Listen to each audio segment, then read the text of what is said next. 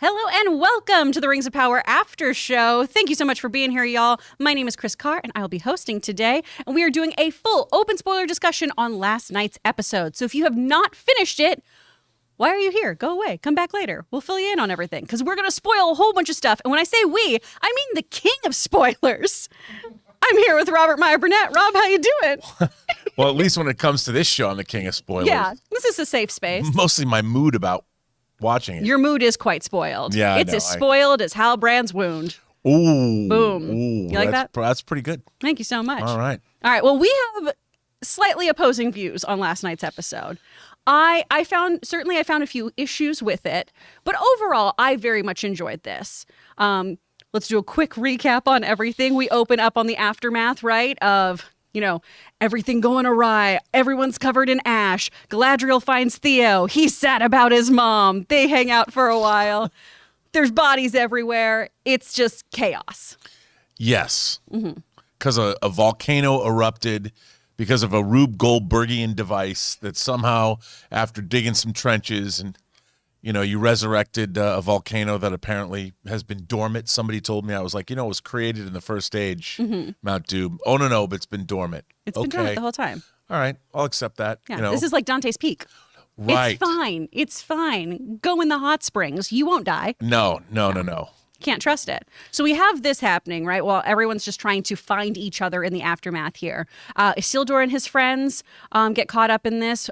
His plucky friend who was excited to put fighting aside for a while, perhaps a whole lifetime, got his wish. How'd that work out for him? He's not going to have a lifetime of fighting anymore. No. So we have that going. Isildur is missing at this point in time too, which, as we all know who have seen the Lord of the Rings films or read the books, Isildur's going to be fine. He's going to turn up. One day. Yeah. This was a point of contention. And Elendil is going to be fine too. Yeah. We know these guys are going to make it. So I did find it a little odd that we spent time worrying about where he was. So I'm hoping that there's a really cool plot point for why he's off doing something neat other than just making his horse sad. Yeah. So we've got that going on. Now, one of the other things happening here, too, is while all of this chaos is happening and we're trying to figure out where everyone is, Queen Muriel has lost her sight and everything, too. We have the Harfoots off in, B-plot land with the stranger who's trying to help them, get their crops up for where they just went. Powers go out of control. Potentially hurts the Harfoots once again. So Nori's already kind of distrusting of him, too, because she's been hurt before with the ice powers and everything. Yes. How did you feel about those scenes? Well, okay, here's what I would say about I think the show is handsomely mounted. I think the acting is for the most part pretty good. I think what I'm missing from all of this is the narrative thrust of where we are going. I thought this show was going to deal more with the character-based desires of people that would lead to the forging of the Rings of Power, how this would upset the balance of power in Middle-earth. Mm-hmm. All of the things that we're watching seem to be distractions from where the show is going to wind up. I mean, it seems to me like this first season has been all about the creation of Mordor and its aftermath.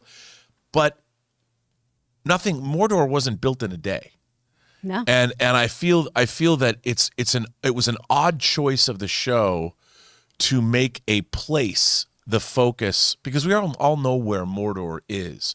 What I'm more interested in, and I think what's really interesting, especially in this episode, what I found most interesting is Durin and Durin the third, Durin the fourth, and this sort of obligation or lack of obligation to the elves. I mean, here's an opportunity where you have two civilizations, which we saw in Lord of the Rings, Peter Jackson's movie. The relationship between Gimli and Legolas was always that antagonistic, but love. Yeah. And a loving but yet antagonistic relationship was a great relationship. And in this, my favorite relationship in the Rings of Power series is the Elrond-Durin relationship, because you're seeing at the heart of what Lord of the Rings is all about is how does a group of disparate people come together to fight a great evil that at its face is insurmountable. and that's what we know where the second age is going. Eventually, the alliance of men and elves are able to allow Sauron to be defeated. I guess call it for the second time. Yeah. And that's when we see Isildur cut the ring from the hand of Sauron and all of that. And I guess I wanted more of that. Like the Harfoots, they've been kind of nomading around for 7 episodes. And I understand they've got the stranger from the sky who may or may not be Gandalf. Come on.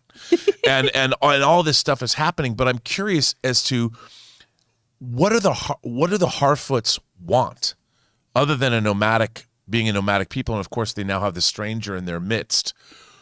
How do they fit into things? And I, in a way, there's archetypes and there's characters, and to me, great characterization is what leads to an archetypical character. And not to bring this back to Star Trek, but I'm going to. I know you will. Love that about you. In Star Trek: The Next Generation, it's pretty much well established that seasons 1 and 2 were not great. They were not the greatest because the characters were written as archetypes. And it wasn't until Michael Piller came on board in the 3rd season where he said all of our storylines need to be derived from character instead of an external force coming. It had to begin with one of our characters, and the story would derive from their internal struggle or their. And I feel I want to see more of that. And with this, they've obviously created this cataclysmic event. But do we need that? I mean, is Mordor the focus of... We know Mordor is going to exist. And I feel like what's more interesting is I mean, it's not that we're not getting it, but I don't know what I'm supposed to take away from what we're seeing right now. Where is the story going that they want to tell me? Like after Mordor's there, well, now what? Yeah. Where are we gonna go? I mean, Tar Muriel is now she's blinded. She's gonna go back to Numenor, and what's she gonna tell her father? Or what's she gonna tell her people? Well, and she plans to rally the troops. She plans to bring back people because, the Numenorians, they are gonna come at this full force. Much to Elendil's chagrin. He's not pleased about that at all. No, and that's the kind of thing I want to see this show develop more into. And I just feel like we've now had 2 episodes dealing with the creation of Mordor, and I have to say, and I'll get back to the things I like more about the episode, but I do think that the end of this episode, I think astute viewers know what was happening. I will even admit that was Cheesetown. The text changing and burning into Mordor. I went, oh. I mean, do they really think that the audience needs it literally spelled out to them in a graphic? I will give you that one. My argument on the archetypes is just that this is our blueprint for all fantasy archetypes from here out, right? So how do you modernize that? How do you bring in that character development? And I do think we've been getting flavors of that, right? We've learned more about Galadriel and her husband, her relationship with Halbrand. Celeborn is dead? Yeah. That one was also wait, is he dead? No, he shouldn't be dead. But hey, timeline is what the timeline's going to be, right? Her discussions with Theo, as much as I dislike Theo and find him to be very whiny, I thought that was really some lovely little nuggets of wisdom she was giving him about how, like these hard, bitter things like war should not be considered good or enjoyable because it hardens your heart. Like there's some real wonderful lessons that Galadriel's finally sharing with others. But here's the thing. I think that in all fantasy, what Galadriel is speaking could be transposed to any fantasy novel. For sure. And what I would rather have is things that are more specific to her personally. Like, what does this all mean to her? Like, we know that she's got a bug up her ass about Sauron because her brother died and those kinds of things. And I'm like, okay, but as a person, as an individual, you've been driven, your obsessive desire, we've seen it since the beginning of the show. Let's move the lore and Tolkien and all of that out of it, whether this is canonically correct, but let's just look at her as a character, as a person, as an individual. Beyond her obsession with Sauron, what is she about?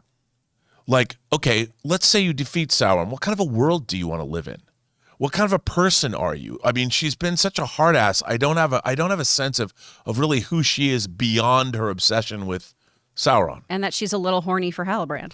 Well, there you go. That, which also from this episode too, because there've kind of been two camps, right? Of Halbrand is either, one of the future Nazgul, potentially the Witch King, or Sauron, which I really don't think Sauron, but there were some moments in this of just, oh, he was just found on the side of the road. Oh, the wound festered and now he has to go with you. That do feel very convenient. Yes. And it's one of those things, though, of I can't tell if it's a device for a romantic relationship to blossom between the two, or if it is that we're going to have a real heel turn here, and this is Sauron before he becomes, I guess, Anatar, because that's what's supposed to happen, is he's the beautiful elf who works for Celebrimbor to develop the rings, and then we are all deceived. But again, this is very different from the actual lore, so they could be doing some random stuff. Do you have any thoughts on who he ends up being? Well, I mean, people keep sending me pictures of, look, he's got this looks like just like the Witch King of Angmar. But my whole point of that is that the nine men that become the ring wraiths or whatever, these are all people that were of some stature. Mm-hmm. Like, where are those people? I mean, I know we're going to see them way later, apparently, but I feel like there's a lot more that should be in this show. I feel like I was saying earlier that there's not a whole lot to Middle-earth here. I don't get a sense that Middle-earth is a large, breathing place. It's got the Harfeet. It's got Numenor.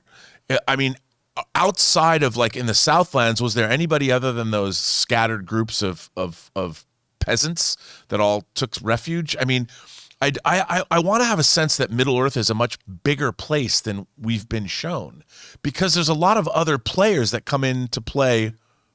Where do the nine come from? I mean, we're only in the Second Age, though, right? So maybe we have to come up with these places. We got to build some kingdoms and fiefdoms. I guess so, but how long is this show going to take? We're going to be 20. I mean, look, I feel like I'm being Debbie Downer about the question that you asked about the relationship. Yeah. Look, I think that Halbrand is either Sauron or probably the Witch King. I'm leaning Witch King. Probably Witch King. But then again, we have according to the lore itself, we like you pointed out, Sauron's got to be a beautiful elf and get Celebrimbor to make the rings and then go make his own. Mm-hmm. I mean, how long does it take to build Barad-dûr? I don't know. I mean, if Mordor can be built in a day, apparently. Yeah, there you go. It's. I just feel like we now on TV.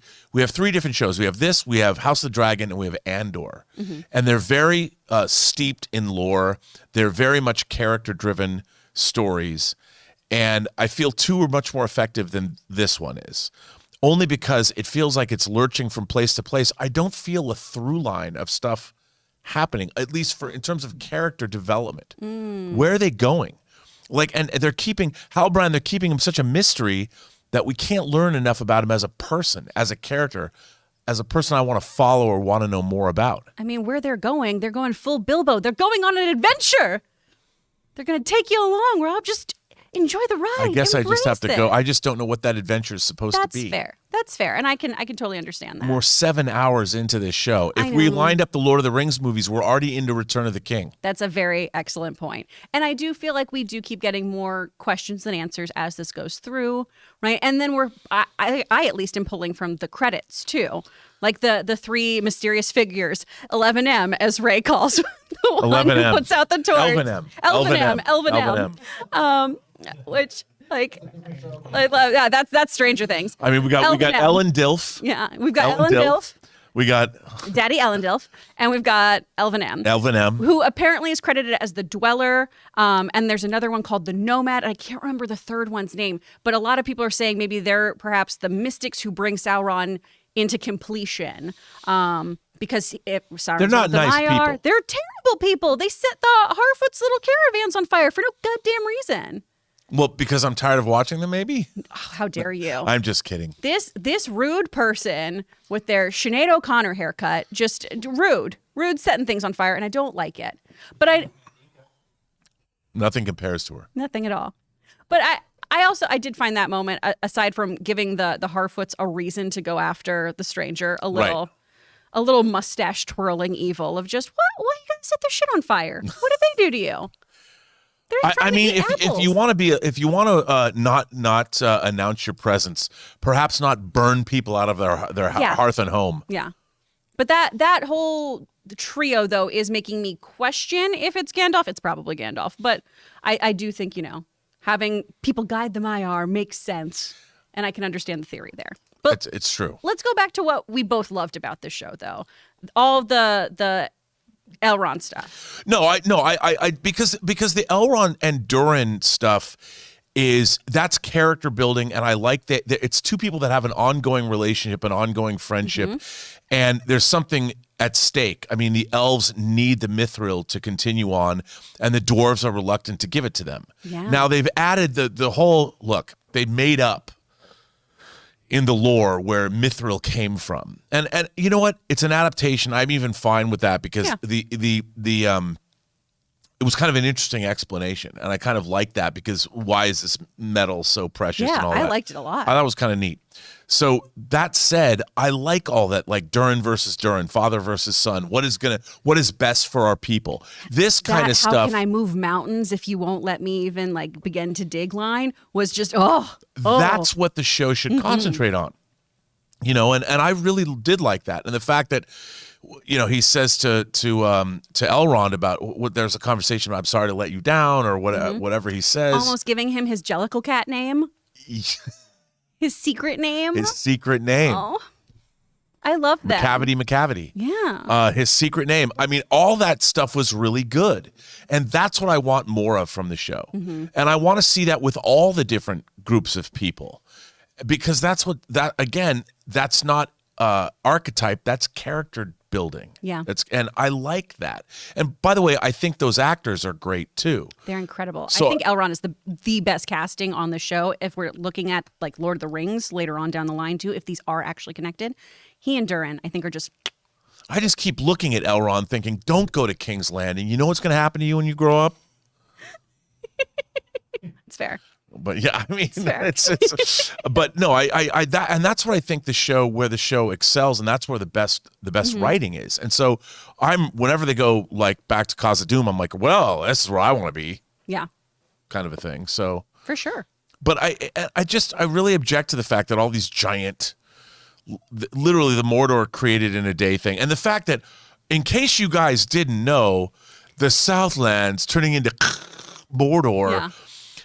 Who decided that? They're sitting I can just imagine some note coming in from Amazon going, are you guys sure that people are going to understand that that's Mordor? Well, I forget which show it was we were talking about this week where you were talking about how they really give the audience a lot of credit. Andor. Yes, there we go. Andor is a show that presupposes, and by the way, all great television shows do this. And all great movies. The filmmakers or the showrunners presuppose that your audience is smart. And if you don't, you're doing your audience a disservice, and they feel it. And I feel the problem with this show is the showrunners are not as smart as their audience, and they're worried about it all the time. They're like, we have to make sure that the audience gets this. And we're like, guys, have you watched all these YouTube videos? We're way ahead of you. We know exactly where you're going. We get it. Well, and there is a difference, too, between, watching something to be right and not giving an adaptation. It's kind of grace, right?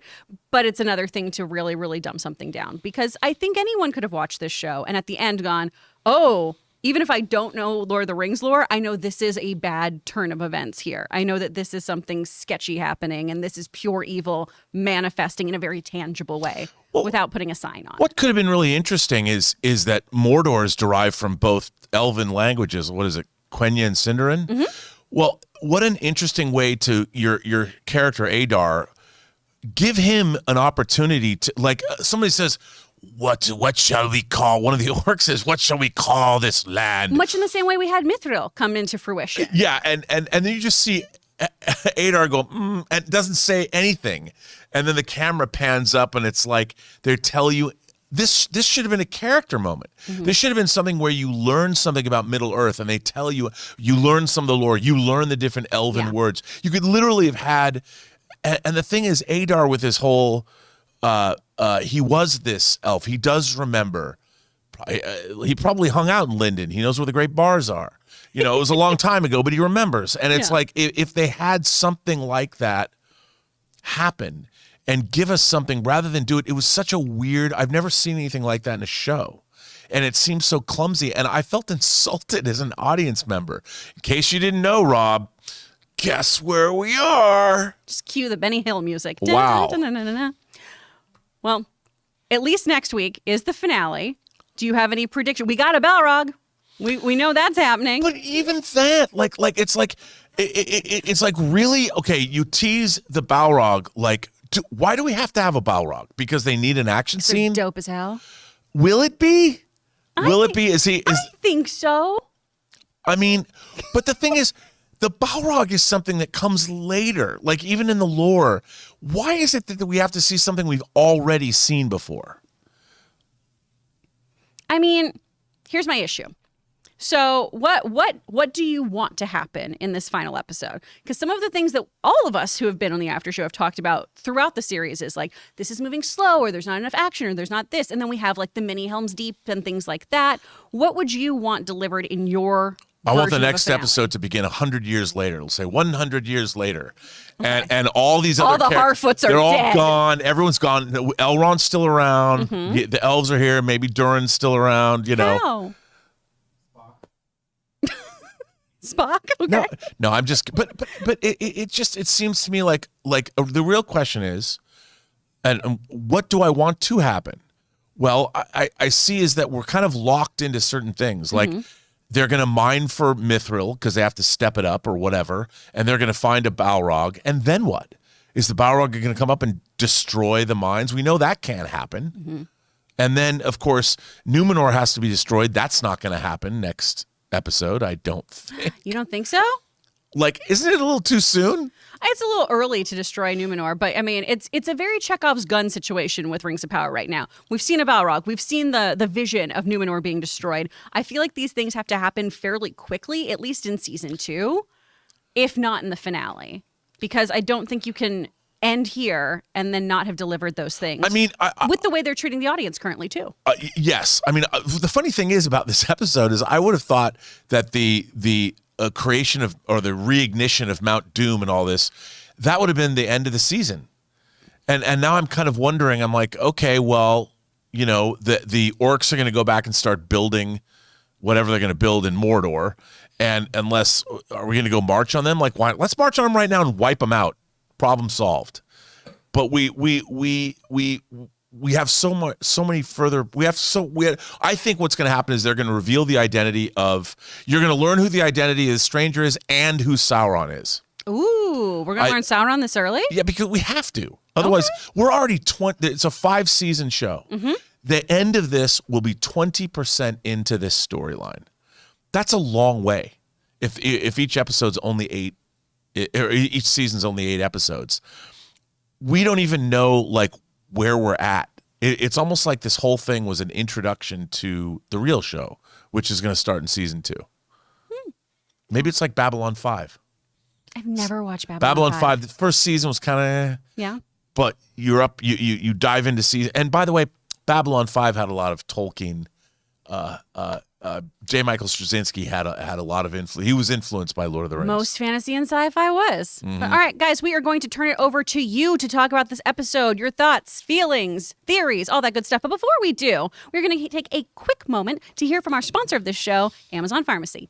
Guys, we want to take a second to thank a sponsor of today's video, Amazon Pharmacy. I don't know about you, but when I need to go to the drugstore, I always seem to wait till the last minute, hoping that they'll be open, or I get stuck in a line, or both. And that's why I love Amazon Pharmacy. Yes, that Amazon. Amazon Pharmacy delivers a better pharmacy experience that delivers directly to your door and works with most insurance plans. Amazon Pharmacy helps you save time, save money, and stay healthy. They have transparent pricing, so you know what you'll pay before you pay it. That is clutch. As an added bonus, Prime members can save up to 80% on their prescriptions. And like I mentioned earlier, Amazon Pharmacy works with most insurance plans. And if you ever have any questions or problems, real pharmacists are always available at Amazon Pharmacy, no matter the time of day or night. A pharmacy that works for your life, with meds delivered to your door. It doesn't get any better than that. Switch to Amazon Pharmacy and save time, save money, and stay healthy. Learn more at amazon.com/Campea. That's amazon.com/Campea. Average savings based on usage and Inside RX data as compared to cash prices. Average savings for all generics are 78%, 37% for select brand medications. Restrictions apply.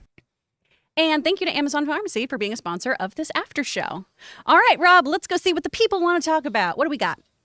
Alex Von Gollum says, when Elrond leaves and Durin tears up, it got me. It reminded me of the song, He Ain't Heavy, He's My Brother. Ooh, Nice pull. What a relationship. Love the episode so much. Well, Alex is correct. I mean, again, I thought that stuff was great. Their relationship is so wonderful. And then the argument, too, with Durin versus Durin of, he's my brother even though he didn't come out of my mother's womb. And then, how dare you? Like, ugh. Well, and the transition, I mean, they were kind of distrustful of one another, and now you see just how they have bonded. Yeah. That's the kind of stuff that I want to see more of in this show. All this character bonding and interplay, and it's great stuff. Well, and it also just shows why, communicating with your friends, letting them know why when you're upset and why you're upset is very important. It is. And a good apology goes a long way. And I even, again, like Disa in this episode, too. Love Disa. She had a lot of wisdom to impart. She had a course of action. I buy into it. All of her in-law insults, too. Oh, Mwah. Chef's so kiss. Good. So good. Good stuff. Tim Platt says, okay, who the heck are those people or things in white? The theory that I have seen, that I subscribe to, is that they are the three mystics who are supposed to help bring Sauron into his full power and capability, and are different aspects essentially of him, the primordial forces that are supposed to guide the Maiar, essentially. So do you think that what they're doing is they need to apprehend the stranger first to make sure that there's no impediments to Sauron? Potentially, yeah. I think they're out to get him, or it's the same as everyone else. Hey, there's something falling from the earth. We need to go see that because that one could be one of ours. Let's go check it out. Right. But I do still think that that's Gandalf because of that establishes why he loves the little folk so much. Yeah. Well, it's their weed. Well, that their too. leaf. That too. Loves the herb. But I don't think Sauron would be like, hey, I partied with the Harfoots and I fucking hate them. But maybe. You never know. Senpaigar says, I'm enjoying this show. My first experience and love of Lord of the Rings comes from the films. I love all the moments with Elrond and Durin. It's the heart of the show. I couldn't agree more. Hard agree, yeah. I love that. And also, I mean, most people, I feel, too, their Lord of the Rings knowledge does come from the Peter Jackson films. And that totally makes sense. I feel like it's accessible. Maybe it's a little too accessible sometimes when it's things like Mordor. But I do think for people who aren't, deep into the lore, the show is doing a really great job of kind of marrying up the films to what they're doing. Well, if Middle-earth was known for its volcanic activity, I might wonder which volcano they're talking about. But really, there's only one. So I do think that the Durin Elrond relationship, that kind of character stuff is what we like out of storytelling. Yeah. And I want more of that. I want more of it too. Because I do think to a degree we're getting that with Poppy and Nori. I like their friendship, our little Frodo and Sam. Yes. But they're too Frodo and Sam. They're very Frodo and Sam. Very Frodo and Sam. Yeah. But, we'll see. Tim Platt says, this episode had no real action, but is my favorite of this show. Ooh. It did an excellent job of building on the characters, and I felt everything they were going through. One more. It's every storyline that was touched on was perfectly executed, in my opinion. I even felt for the Harfoots, who weren't really interesting to me before this. Aw. Well, I would say that I did feel sympathy for them. Yeah? Even though you're not Team Harfoot? Well, I you know what? I feel that the Harfoots have been sort of sandwiched into this show because they're Hobbit and people think, well, you can't do this show without the hobbits. It's the first evolution. It's your Gen 1 starter. Yes, exactly. Yeah. And I feel that they were kind of shoehorned in here because I don't think that they needed them, to be honest. I think they're a great representation, as hobbits are, though, of purity and of hope. That's true. Despite this group also being like, we leave people behind who don't fit our ideology.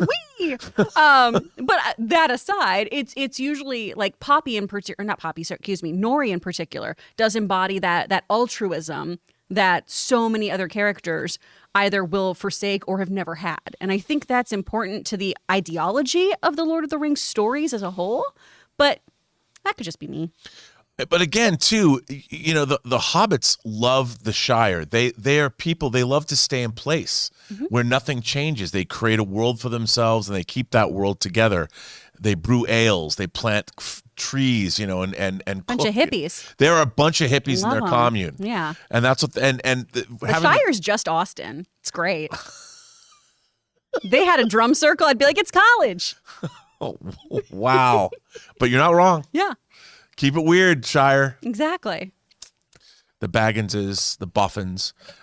Sam Fisher says one of 2A. Theory. The stranger is a wizard. The white priests are priests of Sauron. They are hunting the stranger to stop him from defeating Sauron. I would tend to believe that. Yeah. Stranger was sent to hunt Sauron, but he only remembers the rune, but he doesn't remember what it means. Ooh, I totally agree with that. Yeah.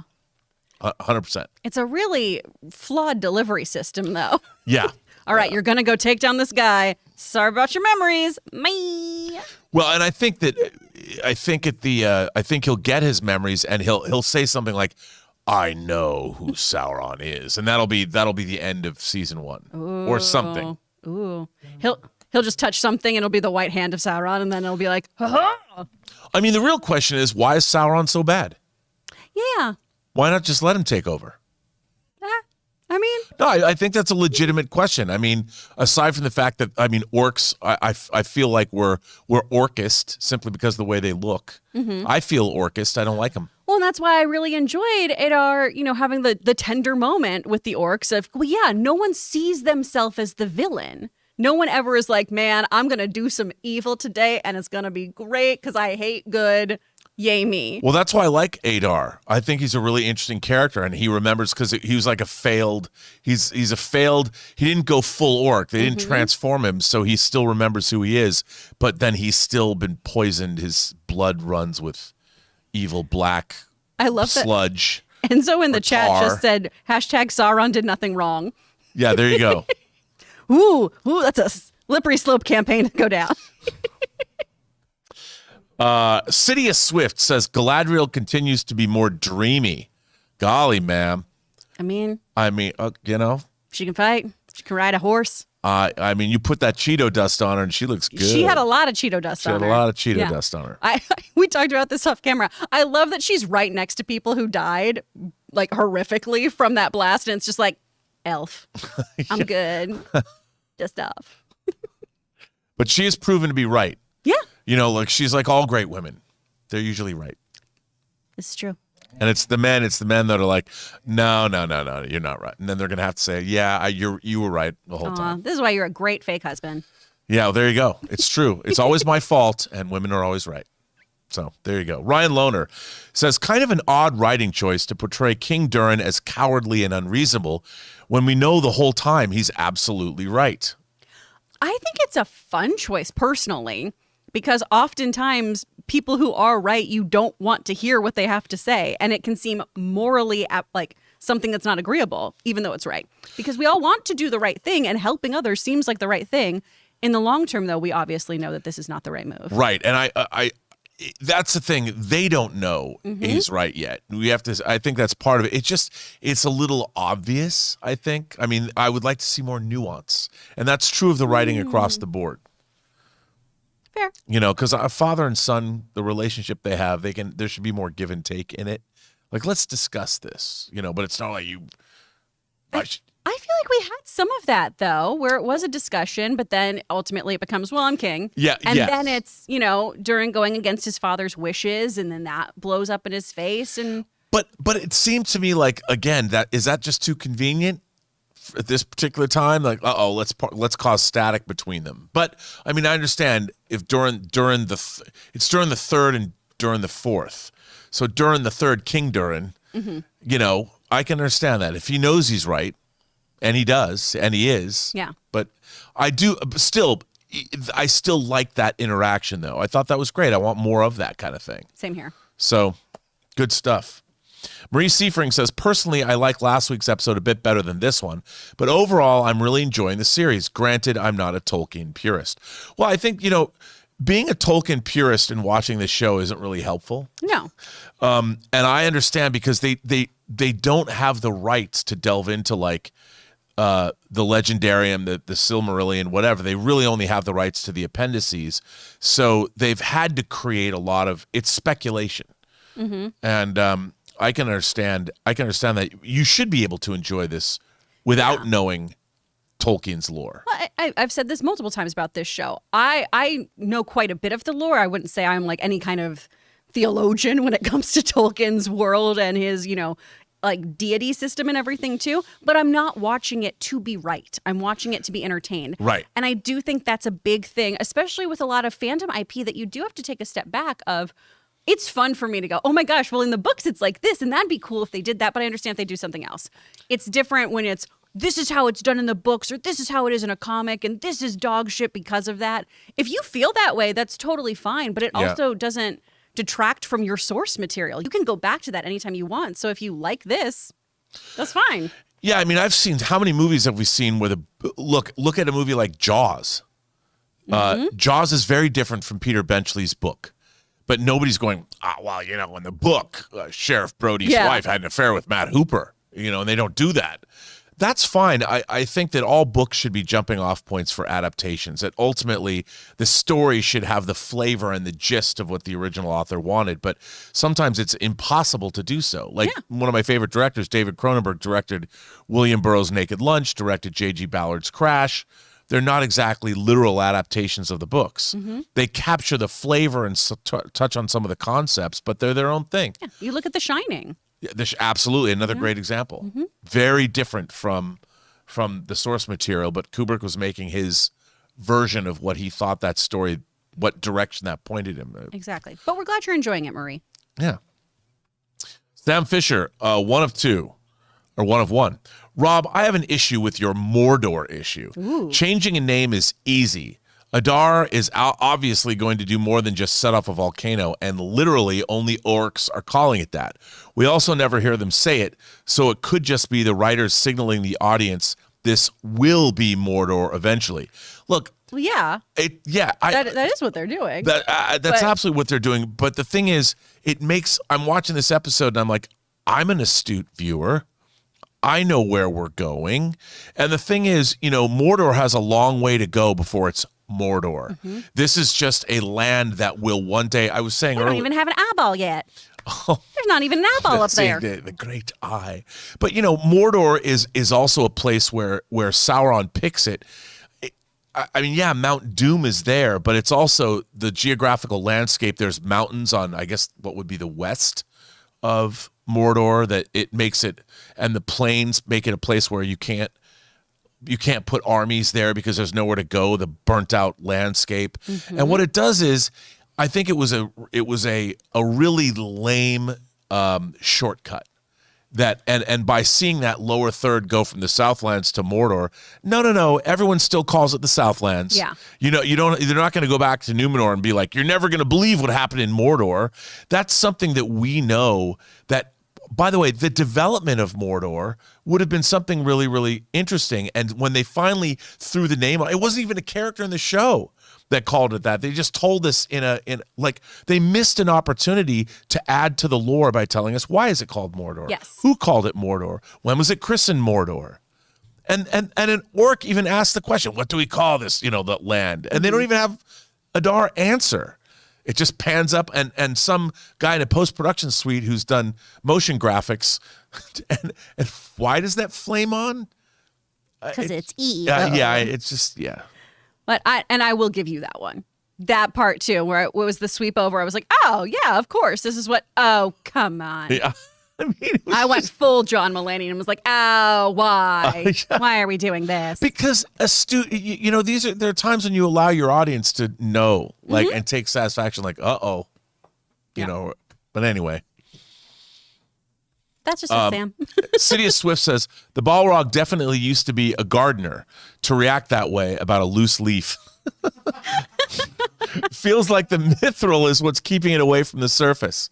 Well, it probably is. I would Absolutely. assume so, yeah. You know, you shall not pass, Balrog. No, you shan't. But you shan't. yeah, you shan't.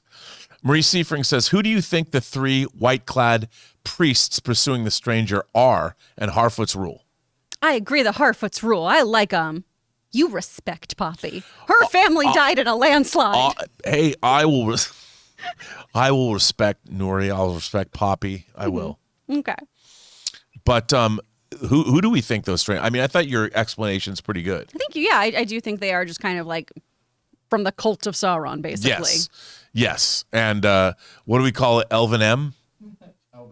Elven M, the Dweller. You know, they're 80 miles from home, or 800 miles from home, or 8,000 miles from home instead of just 8 Mile. They're going to lose themselves in the, moment you own it. That's true. They better never let it go. They've only got one shot. Elvin M. I love you guys. Did we miss one from Sam Fisher about Theo, or did we cover that? Oh, yes. There we go. Sam Fisher says, I haven't liked Theo, but I really like Theo and Galadriel together. I enjoyed that scene. I did too. I thought that was really, really great, especially because we've seen Galadriel be such a hothead throughout so much of this show. To talk to somebody so her junior, who is only, you know, full of just piss and vinegar. Yeah. And try to talk him off the... No, I mean, again, that was a character building moment for her. Yes. You know, it made me respect her more. Like, okay, she's not just this hard ass. She actually can understand. She has wisdom. Yeah. That she can impart to an underling. I did like that. And there was some softness there, too, of Yeah. trying to relate to a child. Yes. I'm still kind of on Theo, but, you know, hopefully he'll come around. Yeah. Ray loves Theo. Ray is a Theo's big his favorite fan. character. Love this crowd. Bangs so of Power much. after show, ladies and Bangs of gentlemen. Power. Bangs of Power. Sam Fisher says, over or under 100% Isildur shows up on Barrack after the horse finds him. Directed towards Kris, Yeah. because, you know, he's pretty good at over and under. I'm great at over under. I'm great at it now. I don't hate you. You just cheat. It's just because we had Twilight questions today. That's right. The Twilight question. So over or under, what do you Fresh in think? my brain. Yeah, 100%. Isildur's gonna be like, "Hey guys, I'm fine." Yeah, it's he has a bigger part to play. Yeah. He literally. We all know this part. That, and I have this issue with all prequels of when you set up somebody who I know survives and has a huge part in the story to come as someone in danger.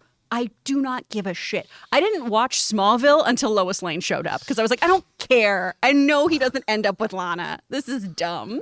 Well, how about like poor Celeborn? You know, he's supposed to be dead. Does he come back from the dead? I mean, Oh, honey, I didn't realize you weren't dead. I really think it's like a Mr. Immortal thing where he was like, got to get out of this marriage. Yeah, So, guess I'm dead. My wife is going crazy with the Sauron business. She's Honey, really you were right. fixated. Yeah. I'm back. I'm back. We'll see how that pans out. Yes, we did that. Yeah, we did Sam Fisher. We did Marie. Mm-hmm. Sam Fisher goes on to say, I did not think we would get a Celeborn name drop, let alone hearing that they're actually married. I figured they haven't even met yet. Apparently they met, they got married, and he he's died. dead. That's the one that is really, really kind of, my noodle's having a hard time What with is that it? one. Martin Sokus is the guy Sokus is the actor who plays Celeborn in Lord of the Rings. I believe He's so. probably bummed. Yeah, like, I died? How? I'm in the future. He's in the few 1,000 years from now.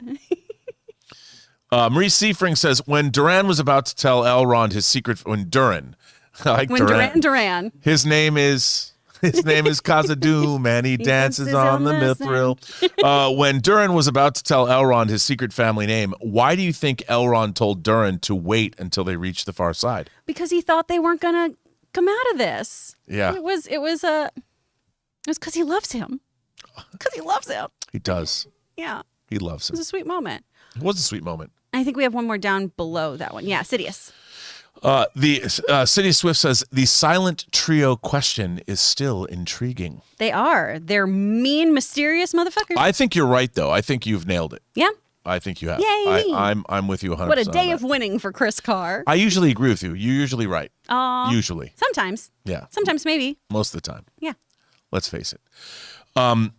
Marie Seifrin goes on to say Galadriel's husband, Celeborn, was mentioned as missing after heading off to war. Do you think it is more likely we will see a reunion or that we will see a dark story for Celeborn as a captive, like Adar's story? That could be.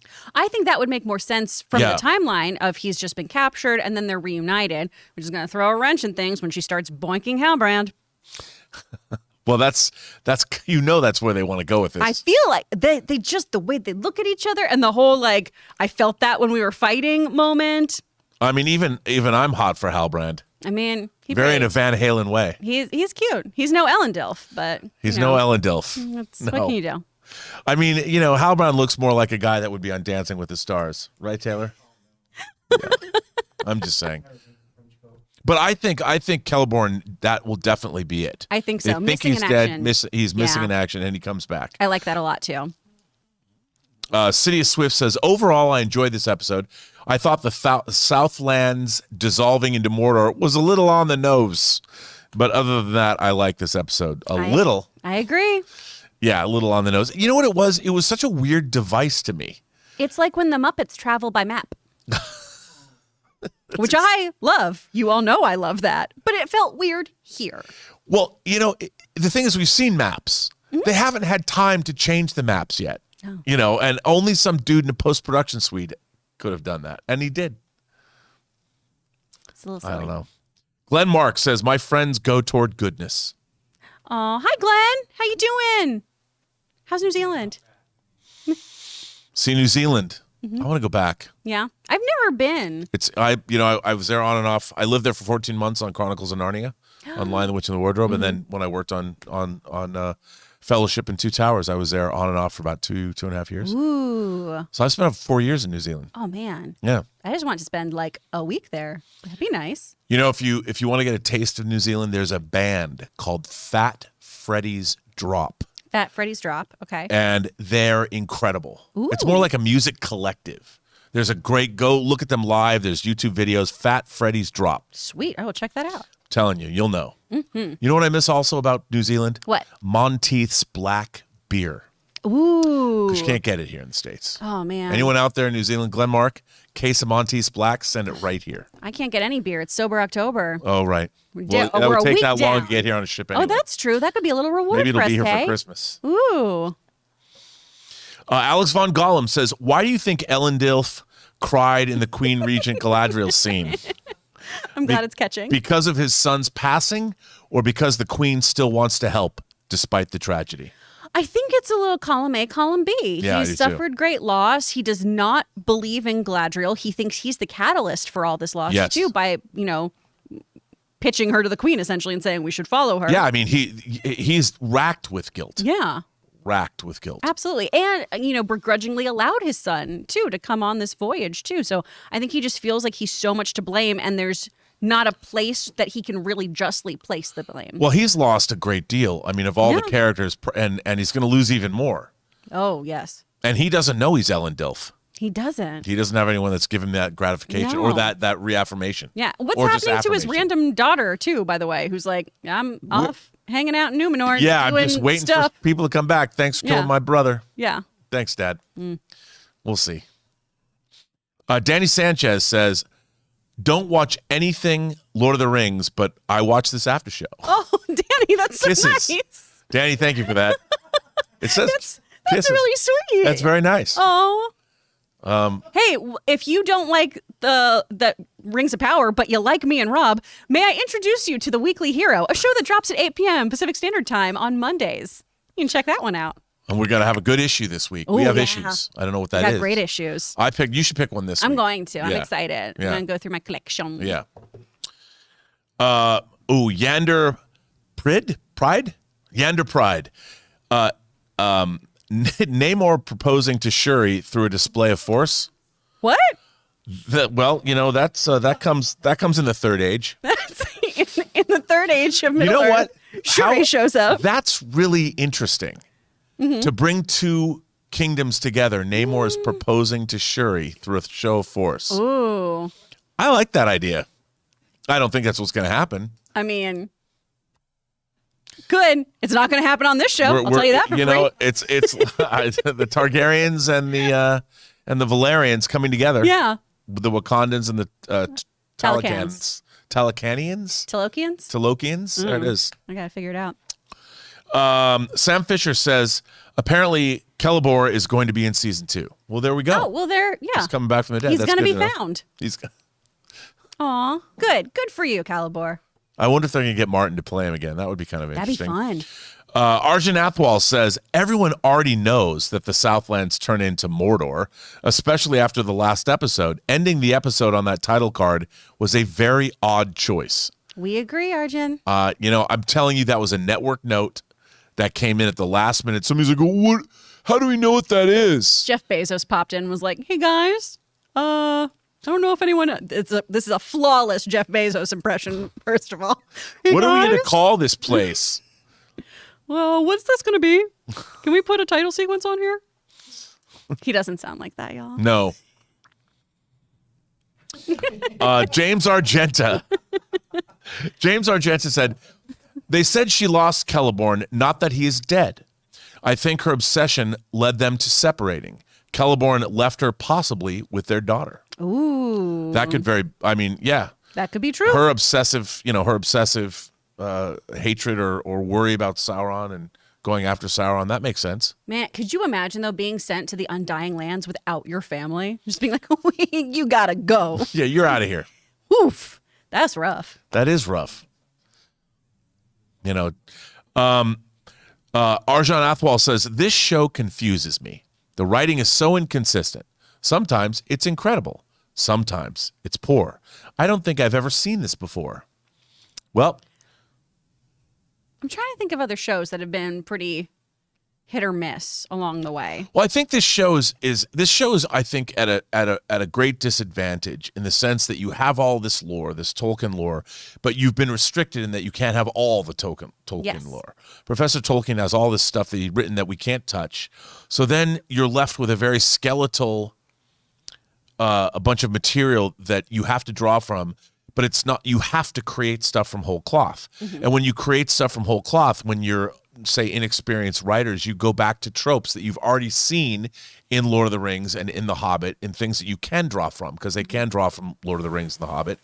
So they have to use those things they know that work in the confines of what little we know of this age or in terms of what they're allowed to use. I frankly feel like the lore is honestly a hindrance to the show, because we could be focusing more, as you were saying, on a lot of the character development here, as opposed to trying to, bring in tropes, bring in, ideology that connects to the deities in this, all of that, because the Silmarillion reads like a historical index for the most part. Yes. It is not a narrative book in a traditional sense by any means. So that is hard to pull story from when it comes to a narrative television show.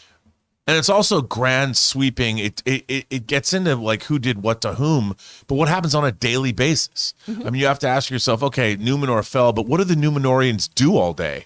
And you have to show a civilization working. When we see it on TV, we have to meet characters that we believe in and that we can interact with and understand their motivations. And I mean, so it did put the showrunners at a disadvantage. Yeah. But so, and from that perspective, I don't think they're doing a bad job. No. I think that the structure and the things that they've chosen to focus on, I think it'll get better in the second season. I was going to say, do I, as a Tolkien fan, someone who has named their company and their dog after these properties, does this show have flaws? Has its flaws? Absolutely, but I still am enjoying it. There's just obviously room for growth here. Yes, I agree. Arjun Athwal's. Oh, That's what we do. I read that. Tony Reyes sends in a $20 super chat. Just to be supportive, Tony Reyes. Tony Reyes, Thank you for meant that. you jam. Thank you so much. That's wonderful. And is that it for us? I actually have something. Mm-hmm. Since we went live, Lord of the Rings of Power unveiled a fiery season 1 finale trailer at New York Comic Con. Ooh, I'm excited to check that out after we're off the show. So here. there's the New York Comic Con released a trailer. Ooh. Is it up online? Yes. Oh, So you can all perfect. go see it. Yeah. I'm gonna go see it so I can complain about it later tonight. Oh. Honey, no, I'm just kidding. I'm not gonna complain about it. Well, Guys, thank you so much for participating in the after show with us. We really appreciate it. We need you guys here so we have great things to talk about. So thank you so much. And thank you for supporting the channel too. All right, Rob, where can the people find you? You're not complaining about this show? I won't be complaining about the show because hope springs eternal. It does. I want to get great because I love Lord of the Rings and I love Tolkien's work. Samesies. You can find me on Instagram at RM Burnett. Find me on Twitter at BurnettRM because there's always a spirited discussion going on Twitter. Yep. Or find me on my own YouTube channel, The Post Geek Singularity. You're doing a stream tonight, aren't you? I'm doing a stream tonight. Wonderful. Be sure to check that out, you guys. I am Kris Carr. You can find me at Actor Kris Carr on both Twitter and Instagram, or you can follow Speak Friends Studio on Instagram, or go to our website. I've got voiceover classes, dialect classes, all that good stuff if you want to start off on your voiceover journey. Thank you so much for being here. We'll see you next week. Have a great and safe weekend. Bye, guys.